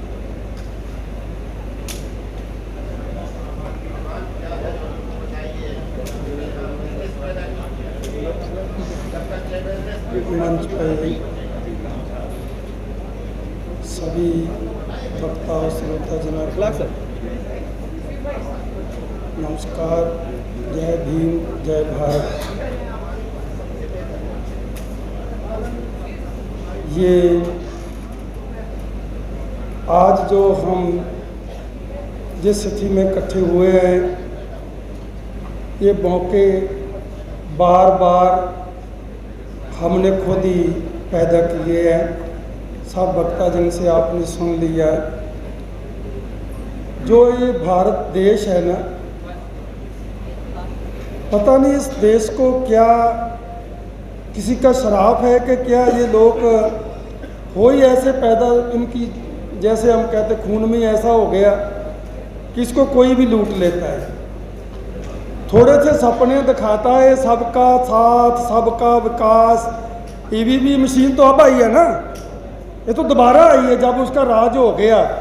पहले तो हम सब ने वोट दी है। बाबा रामदेव है, ज़्यादा मैं 85% 90% बोलूँ झूठ नहीं है, मुसलमान भाइयों ने कामयाब किया उसको। किसी ने अपनी हवेली दे दी उसको दान में, किसी ने अपना होटल दे दिया। मैं पूना में प्रवचन करता था, उधर मेरी ड्यूटी थी।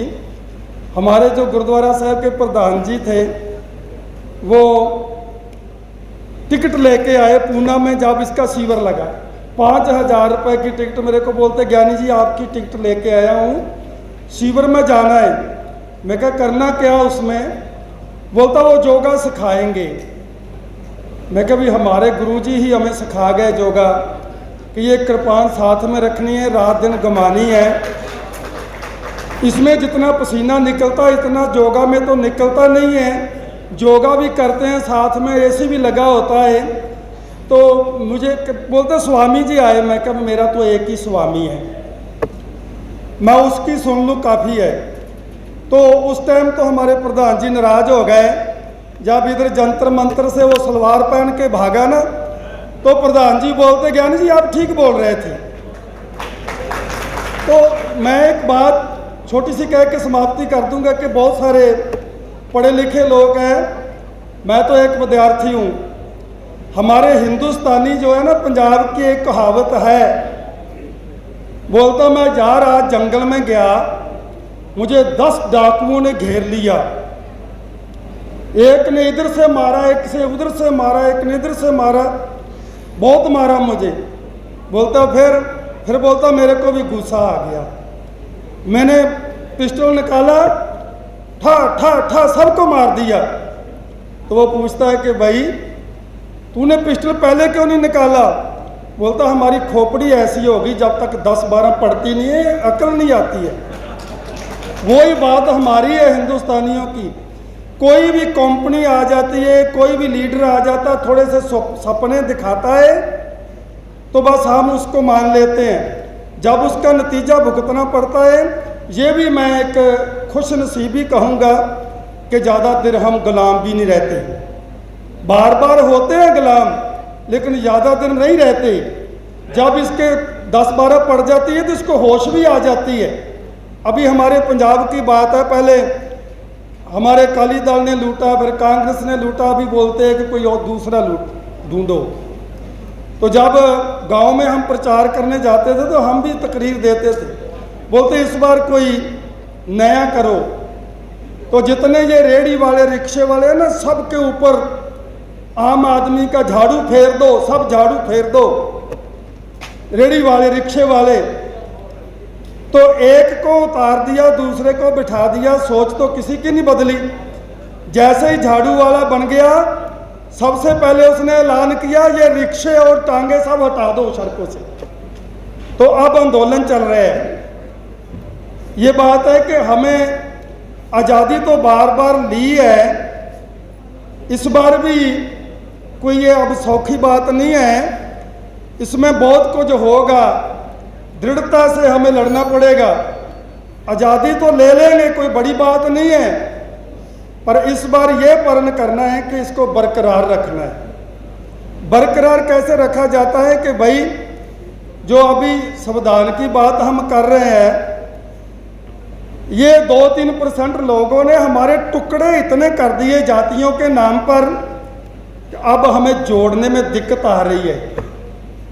दिक्कत कैसे आ रही है कि भाई जो पाँव है कभी सिर पे लग जाता है, वो सिर है कभी पाँव पे लग जाता, तो बात नहीं बन रही। इसलिए सबको ध्यान में रख के कि भाई जिसका जितना हिस्सा है उसका जितना सम्मान है ना, उसको देना चाहिए। हम आपके साथ हैं, ये बात अलग है कि हमारी गिनती विनती कुछ नहीं है। जे अगर गिनती होती तो पंजाब हमारे का ये हाल नहीं होता। ये जो नीली पगड़ी दाढ़ी आप देख लो ना, इसको सरदार मत समझ लेना। सरदार बहुत कम ने, बहुत कम है सरदार। जैसे नमक होता है ना, आटे में नमक जैसे है। पर एक बात याद रखना कि नमक को निहंग सिंह लोग सर्वरस कहते हैं, इसके बिना कोई रस नहीं बनता। ये पाकिस्तान समझता है, इसीलिए उन्होंने सरदार संभाल कर रखे हैं। ये अमेरिका जैसा बड़ा देश, कनाडा जैसा समझता है, इसलिए उन्होंने सरदारों को संभाल कर रखा है।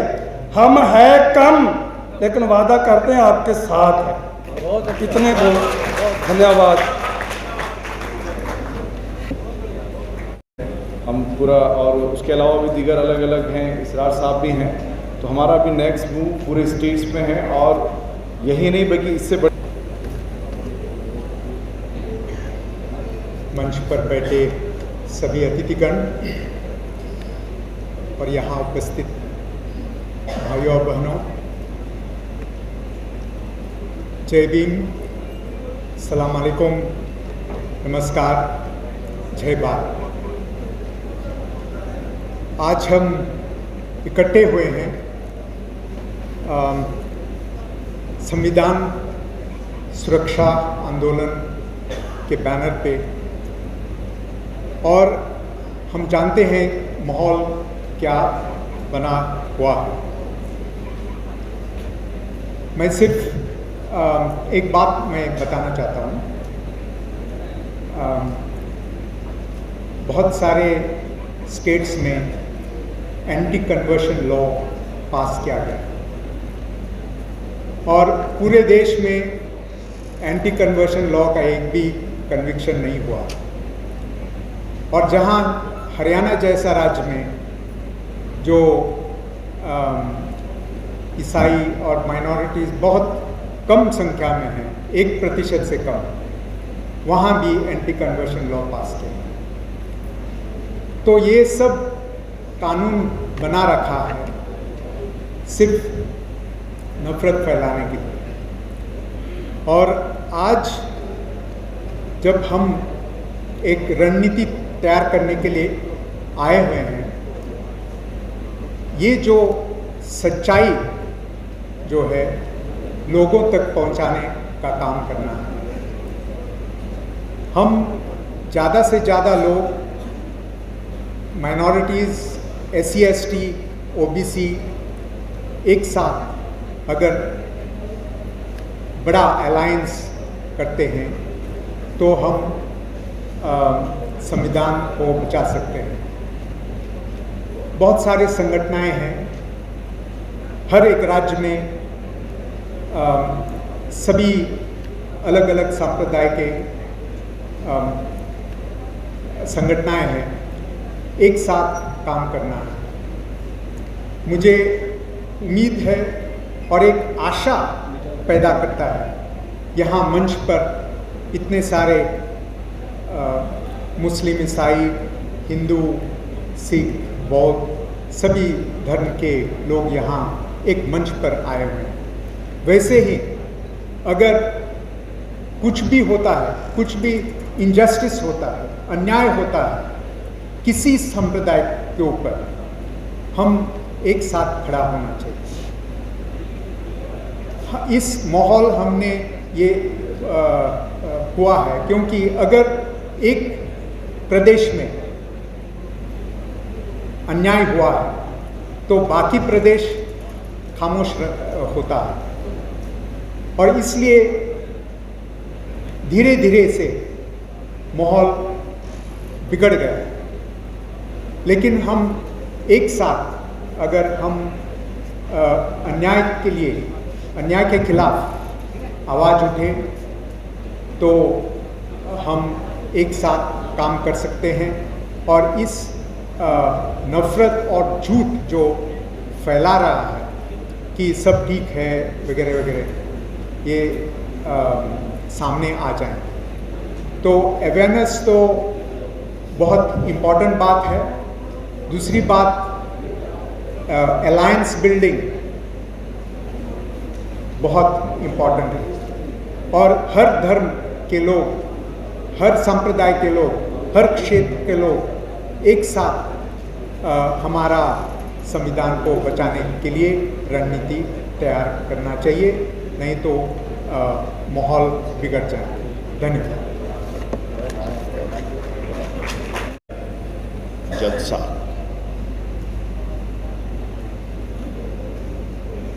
मैं ये चाहता हूं कि गुफ्तगू बराए गुफ्तगू ना हो, इसलिए कि आपने बहुत तफसील से सुना है, उस डिटेल में जाने की मुझे कोई ज़रूरत नहीं है। मैं एक चीज़ आपकी खिदमत में ये अर्ज़ करना चाहता हूँ जो मैं ऑब्ज़र्व कर रहा था बैठा, कि हमारे जितने भी वक्ता, मुकर्रिरीन, मेहमान यहाँ स्टेज पर तशरीफ़ लाए, उन्होंने अपनी गुफ्तगू में पार्टीज़, पॉलिटिकल पार्टीज़, ख़ासकर बीजेपी, इनकी बुराइयाँ, इनके खिलाफ जो ठीक है कहना चाहिए, ज़रूर कही, लेकिन क्या आपने तारीख नहीं पढ़ी है? इतिहास से कोई ताल्लुक़ है या नहीं है? देखिए, ये लड़ाई तख्त की है, सल्तनत की है, हुकूमत की है।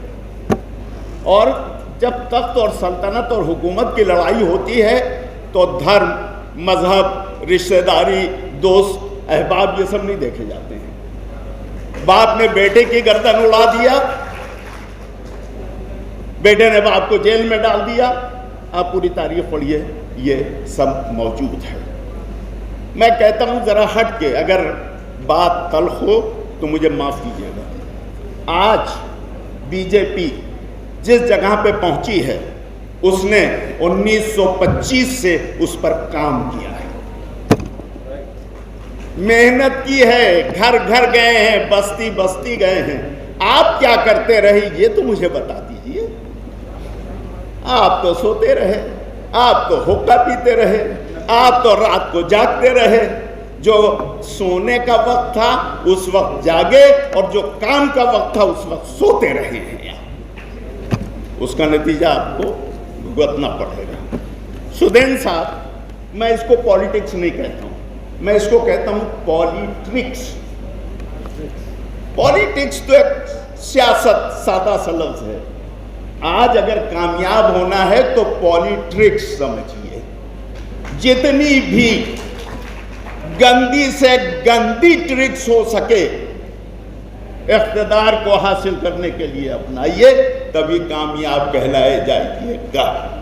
एक बात मेरा ख्याल है, मेरे अजीज दोस्त नकवी साहब तशरीफ ले जा चुके हैं, जिन्होंने ये कहा कि गुफ्तगू इस मुद्दे पर होना चाहिए कि जिसके लिए आप हजरात को ये जहमत दी गई है कि वो कौन से रास्ते होंगे, कि जिन रास्तों पर अमल करके, या वो कौन सा लाहे अमल या स्ट्रेटजी होगी जिसके ज़रिए से ये जो धज्जियाँ उड़ रही हैं हमारे कॉन्स्टिट्यूशन की, कि जिस पर अब जिसकी कोई हैसियत नहीं, मैं आपको बता दूं, ये हम सब जानते हैं, चूँकि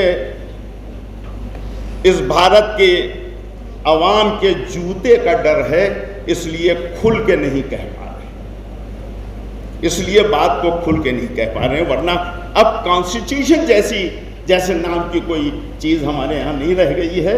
जो दिल में आता है वो कर रहे हैं। जी, आप तशरीफ लाए, आप ही ने जो इरशाद फरमाया था और आपका तेवर ये बता रहा था कि कुछ ब्लड प्रेशर हाई हो रहा है, तो मैं ज़रा कूल डाउन करना चाहता हूँ उसे इस बात को कह के।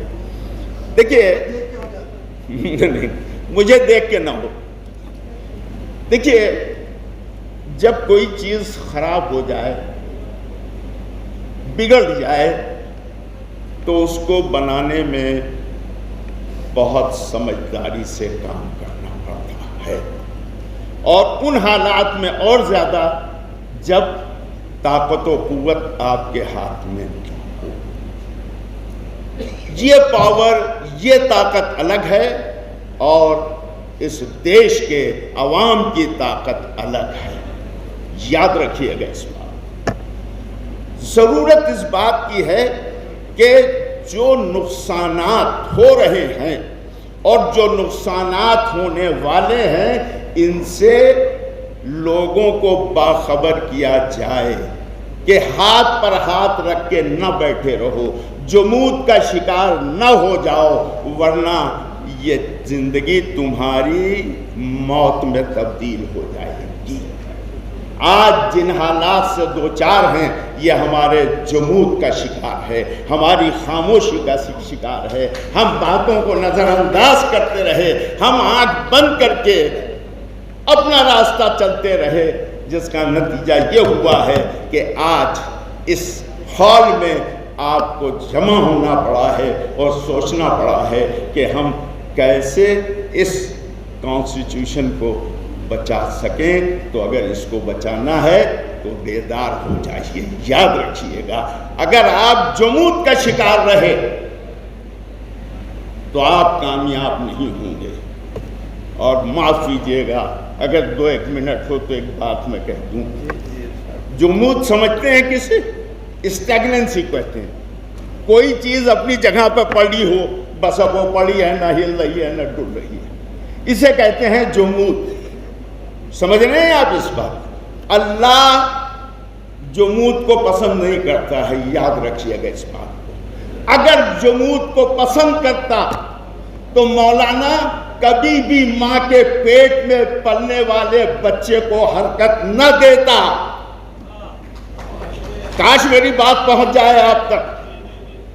ये क्यों हरकत दिया जो सब कुछ दे रहा है? क्या जरूरत थी कि मां के पेट में बच्चे को हरकत दे? महज इसलिए कि मां को बच्चे की जिंदगी का एहसास होता रहे कि जिसकी परवरिश कर रही हूं वो जिंदा है, मुर्दा नहीं है।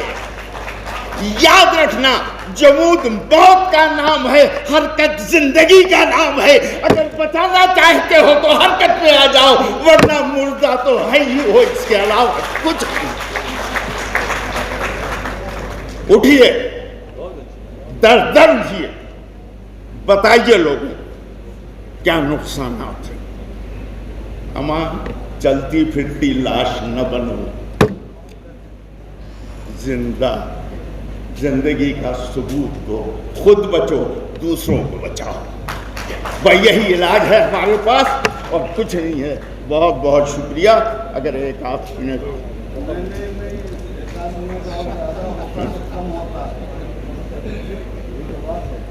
साथ ही MP रहे हैं, मैं उनको आवाज़ देता हूँ कि वो आए और अपनी बात करें।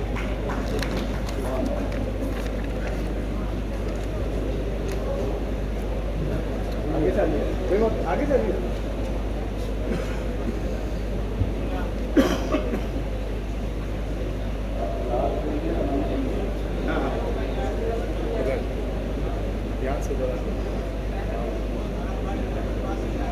गिर के लग नहीं इस पर यार ठीक पड़ेगा इसे।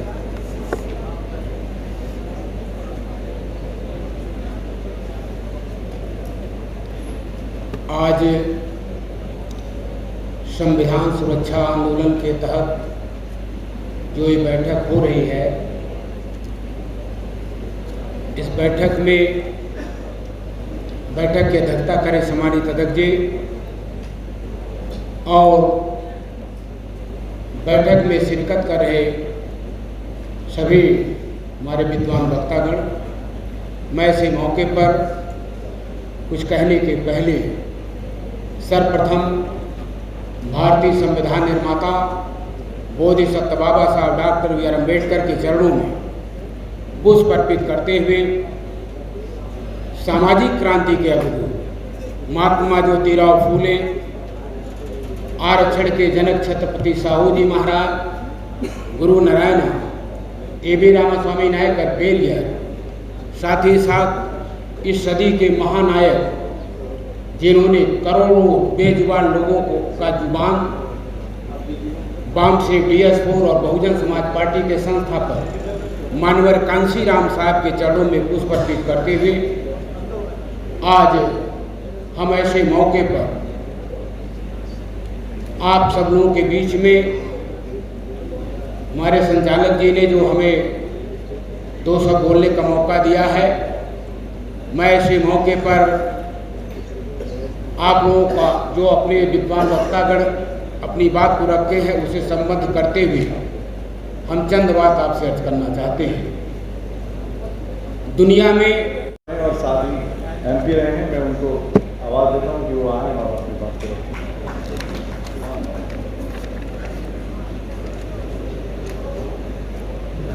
आगे चलिए, आगे चलिए।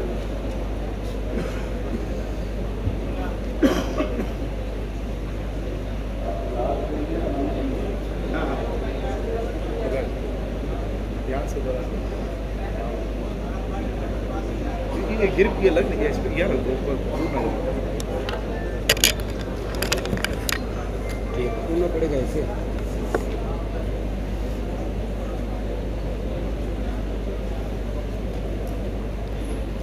आज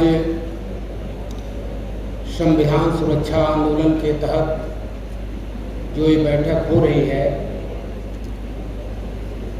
इस बैठक में बैठक की अध्यक्षता करें सम्मानित अध्यक्ष जी और बैठक में शिरकत कर रहे सभी हमारे विद्वान वक्तागण।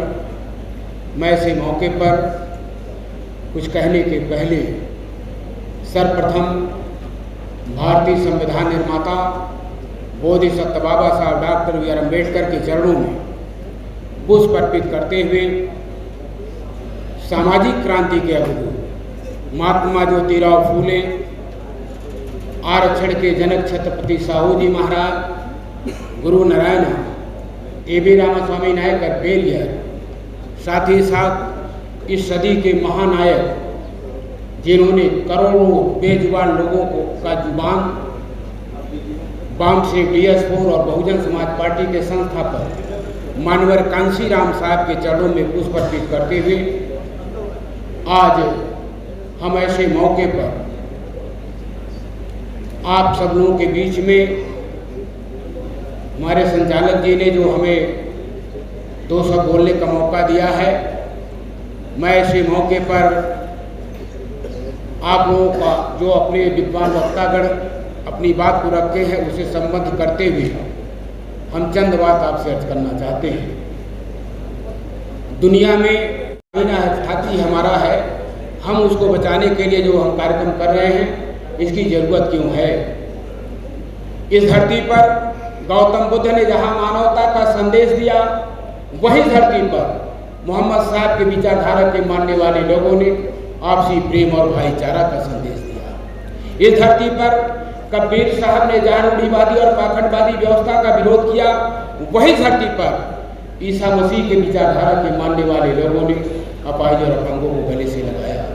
इस धरती पर गुरु गोविंद सिंह ने जहाँ स्वाभिमान और सम्मान की भावना पैदा किया, वही धरती पर हजारों साल से इस देश के अंदर ऐसी व्यवस्था लागू थी जिसके तहत यहाँ का बहुसंख्यक समाज, जिसके तहत यहाँ का बहुजन समाज लाचार, बेबस और मजलूम हो गया था, जो सारे मानव अधिकारों से वंचित थे।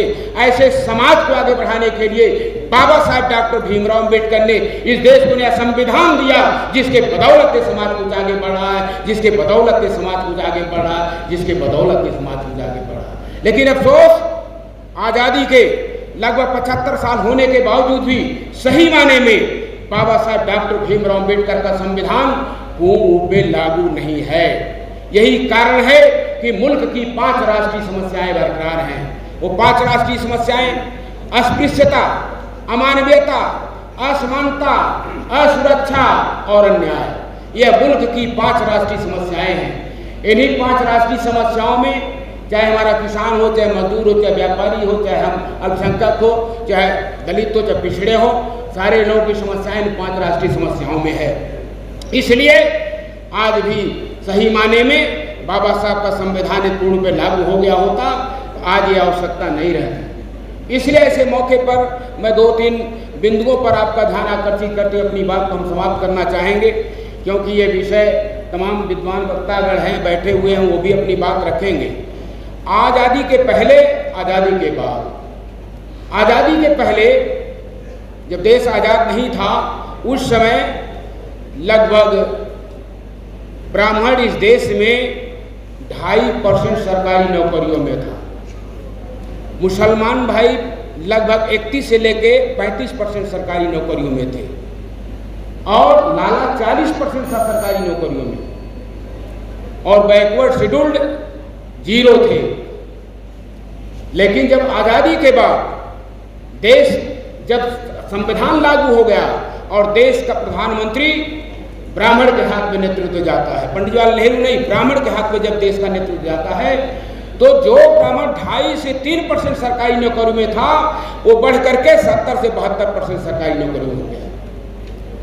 और मुसलमान भाई, उनकी संख्या जो 31 से 35% थे, घट करके आधा से 1% रह गया। लाला 40 से घट करके 4% हो गया।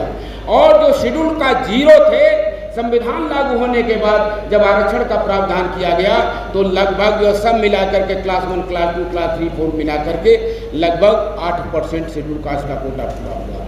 और बैकवर्ड जो है, जो 52%, हम उस पर चर्चा नहीं करना चाहते, जब कभी मौका मिलेगा कि हम जो है ये बीपी मंडल आयोग की सिफारिशों, काका कलेरकर की रिपोर्ट, साइमन कमीशन, बहुत बड़ा विषय है।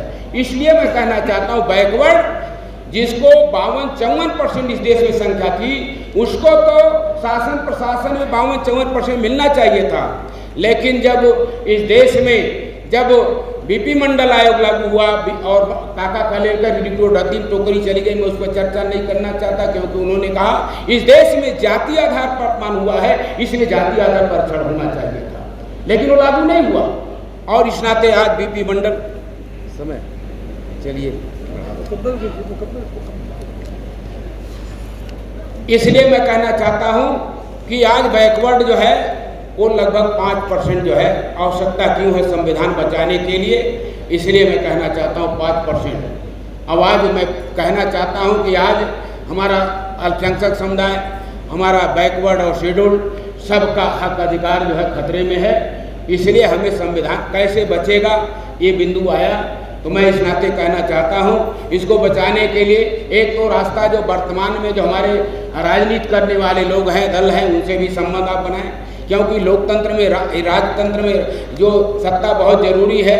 सत्ता के लिए एक तो है कि हम मास को यदि वास्तव में विचारों से लैस करें, जिस चीज़ को मानव कांशी राम जी ने DS4 के माध्यम से जो लड़ाई छेड़ा था वो हमारा मुहिम कैडर हमारा बंद हो गया, इसलिए आज जो हम फेल हो रहे हैं। इसलिए हमारा अनुरोध है कि चाहे हमारे कोई भी लीडर है जो हम इस मुहिम से जुड़ रहे हैं, आपकी जिम्मेदारी है टाइम बाउंड प्रोग्राम बना करके आपका प्रदेश स्तर तक, आपका जिले स्तर तक, आपका ये ब्लॉक स्तर, विधानसभा स्तर तक और विधानसभा के सेक्टर स्तर तक हम गांव-गांव तक अपनी बात को फैलावें। और जब तक विचारों से लैस नहीं करेंगे तब तक हमें कामयाबी मिलने वाली नहीं है। इसलिए हमारी नैतिक जिम्मेदारी है। और जो हमारे नेता जो हमारा वोट लेते हैं, जैसे मैं एक उदाहरण दे के खत्म करना चाहूँगा शहर के माध्यम से, कि हम इतनी बड़ी तादाद में राजनीतिक जीवन के लगभग 46 साल से ऊपर 48 साल का राजनीतिक जीवन, लेकिन मैंने देखा कि जहाँ 8 लाख मुसलमान भाई हैं, जहाँ 8 लाख मुसलमान भाई हैं और वहाँ पर 50,000 यदि हमारा अगड़े वर्ग का आदमी क्षत्रिय समाज में डुमरियागंज की बात कर रहा हूँ, 6 लाख से 8 लाख, वहाँ जो है 20 साल से लगातार भारतीय जनता पार्टी का सांसद हो रहा है, जबकि उनके केवल मुश्किल से 50-60 हज़ार या 70-80 हज़ार क्षत्रिय समाज का वोट है। कौन दोषी है? आपका 6 लाख 8 लाख वोट है, सबसे ज़्यादा माइनॉरिटी के हैं, यदि केवल आप ही वोट दे देते तभी तो आपका सांसद बन जाता। इसलिए मैं ये कहना चाहता हूँ, बात तो इतनी बड़ी तादाद में सब दुखित हैं, आप शेड्यूल कास्ट को जोड़िए और आज पिछड़े वर्ग का 52% बैकवर्ड है, जब तक उनको आप नहीं जोड़ेंगे तब तक कामयाबी नहीं मिलेगी। मैं अंतिम में फिर मौका मिलेगा बात रखेंगे, शहर के माध्यम से अपनी बात समाप्त करना चाहता हूँ। बगावत कर रही जब जिंदगी अपनी, बगावत कर रही जब जिंदगी अपनी, तो बताओ शांति का संदेश लेकर क्या करोगे तुम। बगावत कर रही जब जिंदगी अपनी, तो बताओ शांति का संदेश लेकर क्या करोगे तुम। न जीते जी अगर मरने की अभिलाषा उमड़ पाई, अरे फिर बाद मरने के बताओ क्या करोगे तुम, क्या करोगे तुम, क्या करोगे तुम। जय भीम, जय भारत। बहुत बहुत धन्यवाद।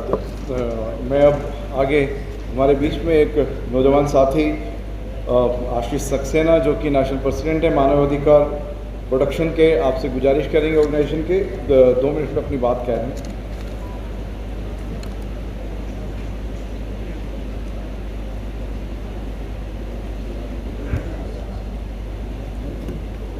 इस प्रांगण में उपस्थित सभी लोगों को मेरा हार्दिक अभिनंदन।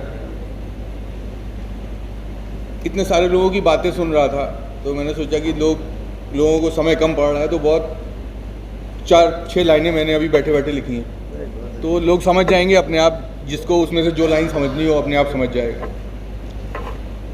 हम राही भटके हुए ज़रूर हैं पर आरजू मंजिलों की हमी से है। हम राही भटके हुए ज़रूर हैं पर आरजू मंजिलों को हमी से है।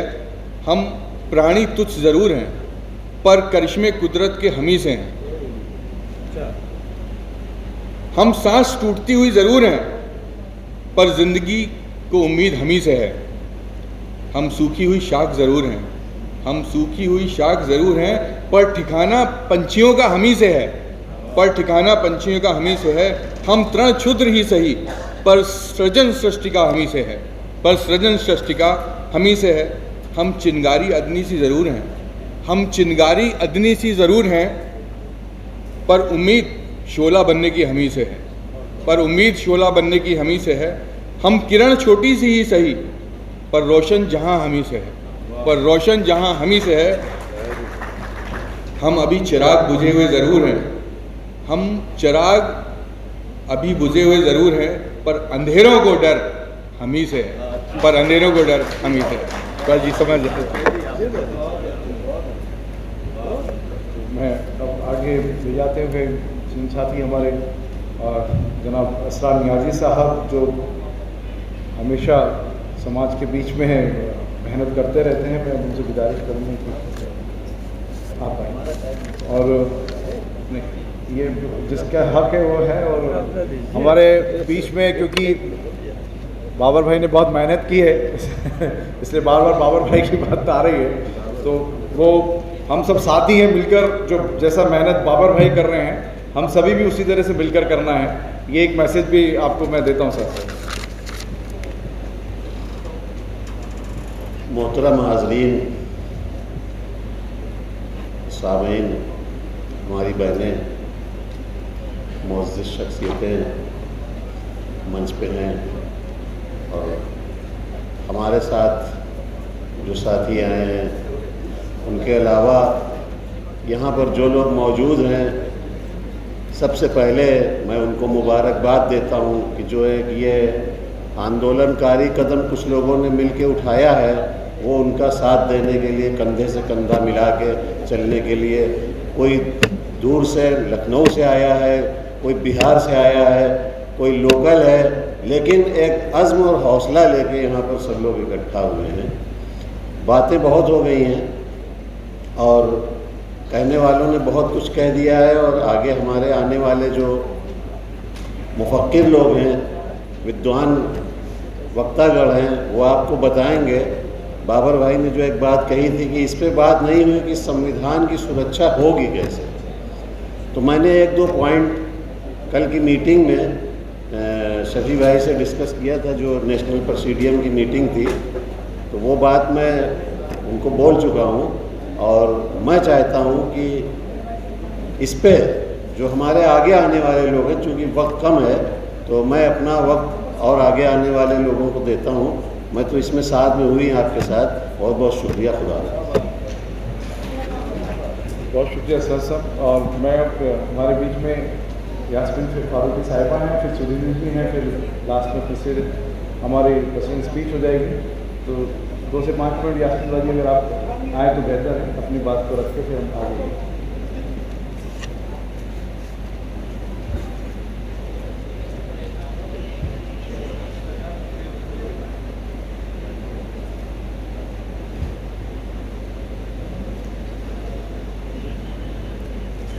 मंच पर बैठे इज़्ज़त के लायक लोग, आप सब ख़वातीन, 5 मिनट का वक्त मिला है। अगर आप आदाब व अलक़ाब में ख़त्म कर दूँगी तो मुश्किल हो जाएगी। सारी बातें हो चुकी हैं, कुछ मेरे ख़्याल से तो रही नहीं है कहने को। मसला वही है कि यहाँ से वही बात दोहराती हूँ कि सब कुछ लोग आए हुए हैं, एक ही कुर्बानी मांगती हूँ कि थोड़ा थोड़ा काम, थोड़ा थोड़ा वक्त। जैसा बाबर साहब ने अभी कहा कि वक्त सबसे बड़ी जो कीमती चीज़ है वो वक्त है। जैसा पहले लोगों ने कहा कि जब हमें काम करने का वक्त था तब हम सो रहे थे, अभी भी हम सो ही रहे हैं। मुझे नहीं लग रहा कि हम जाग रहे हैं। कौन सा वक्त आएगा तब मुझे नहीं पता कि हम लोग जागेंगे। मैं सिर्फ एक ही बात कहना चाहूँगी, खुदा के वास्ते अपने आप को स्पेन मत बनने दीजिए। जैसा कि स्पेन में हुआ था कि आके लोग मरने वालों को ये कह दिया जाता था कि तुम यहीं खड़ा रहना, हम हथियार लेके आ रहे हैं और जब हम तुम्हें मार देंगे तब तुम यहाँ से हिलना।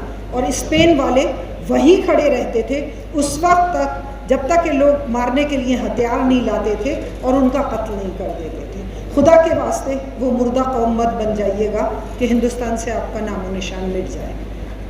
वक्त का तकाजा, हालात का तकाजा। देखिए, किसी भी आदमी से जो जैसा होता है उससे वही उम्मीद रखी जाती है।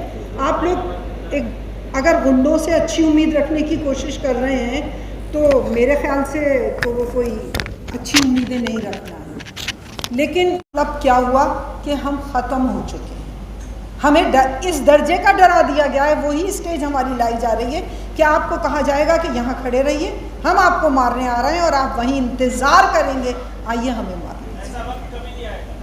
वक्त फिर आपकी मॉब लिंचिंग कैसे हो रही है?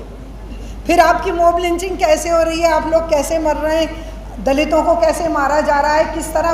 देखिए, मारने के बहुत सारे तरीके होते हैं, माफ़ कीजिएगा। कुछ तिजारतों के तौर पे मारा जाता है, जो कि पिछले 70 साल से यही हो रहा है कि जहाँ ज़्यादा अच्छे मुसलमानों की तिजारतें थीं वहाँ मार दिया गया है। मौत एक तरह नहीं होती है, मौत आपकी तिजारत की होती है, मौत आपके मकान की होती है, जो आप सारी ज़िंदगी मेहनत की कमाई से पसीना बहा के जो कमाते हैं। और एक मकान, गरीब आदमी का ख्वाब क्या होता है? एक मकान। और आप मेंटलिटी देखिए कि उस गरीब का बुलडोज़र चला के मकान भी छीन लिया जाता है, आप कुछ नहीं कर पाते।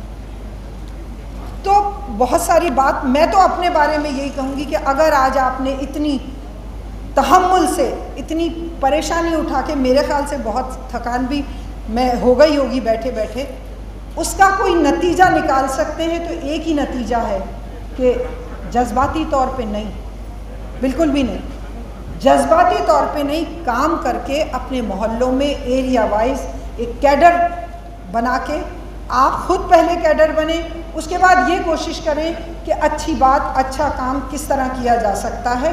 और किसी भी बुराई को, एक बहुत अच्छी बात मैंने बचपन में सीखी थी, मेरे वालिद ने कहा था कि अगर बड़ी लकीर खींच, अगर तुम्हें ज़्यादा काम करना है तो उस छोटी लकीर के आगे एक बड़ी लकीर खींच दो, वो लकीर अपने आप छोटी हो जाएगी। मैं आज आप सबसे ये रिक्वेस्ट करती हूँ कि एक बड़ी लकीर खींच दीजिए, उन छोटी लकीरों के आगे हमें एक बड़ी लकीर खींचना पड़ेगी और उसके लिए बहुत मेहनत की ज़रूरत है, बातों से काम नहीं चलेगा। मैं तो एक ही बात अपने बारे में कहती हूँ और आपके पास भी यही सोच के छोड़ के जाती हूँ कि मैं ये नहीं कहती कि मेरा सर न मिलेगा, मैं ये नहीं कहती कि मेरा सर न मिलेगा, लेकिन मेरी आंखों में तुझे डर न मिलेगा। शुक्रिया।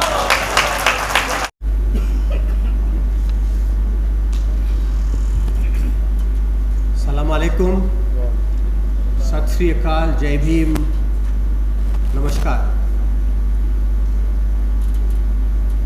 मौलाना उबैदुल्लाह आज़मी साहब, शफ़ी साहब, मंच पर बैठे सभी गणमान्य व्यक्ति, भाइयों बहनों,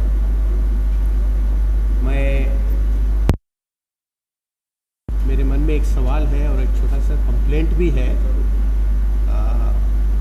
एक पूर्व वक्ता ने कहा कि इस आंदोलन में, संविधान सुरक्षा आंदोलन में सबको जोड़ो लेकिन सवर्णों को मत लो। मैं रहा ब्राह्मण, मेरा जन्म ब्राह्मण समाज में हुआ है, मैंने कभी अपने आप को ब्राह्मण नहीं समझा, लेकिन यदि आप लोगों को लगता है कि इस आपके आंदोलन में आम की बात की जा रही थी, तब तुम कहाँ थे? जब हमको धमकाया जा रहा है तब तुम कहाँ हो? ये कभी बोलने के लिए तैयार नहीं। अगर तुम बोलने के लिए तैयार नहीं हो तो बीजेपी का डर हमको मत डरवाओ। अल्लाह के अलावा हम किसी से नहीं डरते। इस मुल्क में भी हम जी लेंगे, चाहे बीजेपी नहीं, बीजेपी का बाप आ जाए। हमने नमरूद को भी देखा है, हमने फिरौन को भी देखा है। अगर एक नमरूद पैदा होगा तो गुलाम इब्राहिम भी पैदा होगा, अगर एक फिरौन पैदा होगा तो गुलाम मूसा भी पैदा होगा। खालिद कभी हाथों में अलम लेते हैं, तारिक कभी मौजों के कदम लेते हैं। हर दौर में उठते हैं यजीदी फितने, हर दौर में शब्बीर जन्म लेते हैं। मेरे दोस्तों, हम लोगों ने अपनी सकत भर कोशिश किया है और आपके हम शुक्रगुजार हैं कि आपने हमारी आवाज़ पे लब्बैक कहा है। अल्लाह ताला आप सभी लोगों को सलामत रखे और हमारे इन तमाम भाइयों के हौसले को बहुत ज़्यादा बुलंद कर दे। इन लोगों को लेकर हम आपके पास आ रहे हैं। अब हमारे नाज़िम इजलास आपसे बात करके इसको कंक्लूड करेंगे और आपके लिए चाय वगैरह का इंतज़ाम बाहर है। उसके बाद चलिए और आइंदा के प्रोग्राम का इंतज़ार कीजिए। खुदा हाफिज़, अस्सलाम वालेकुम। बहुत बहुत शुक्रिया।